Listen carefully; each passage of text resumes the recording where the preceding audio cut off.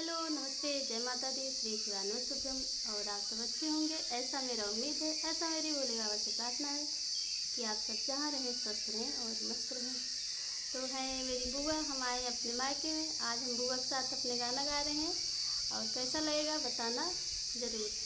हम लेके आए चुटकुला गीत और बहुत पुराना है, आप सबको अच्छा लगेगा ऐसा मेरा उम्मीद है।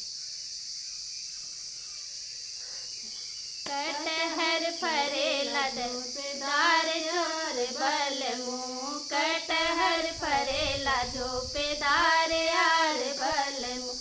कटहर में तोड़ी तोड़ी ढेरिया लगवली हो, ढेरिया लगवली हो, ढेरिया लगवली। बेच गईले मालपुर बाजार यार बल मुँह, बेच गईले मालपुर बाजार यार बल मुँह।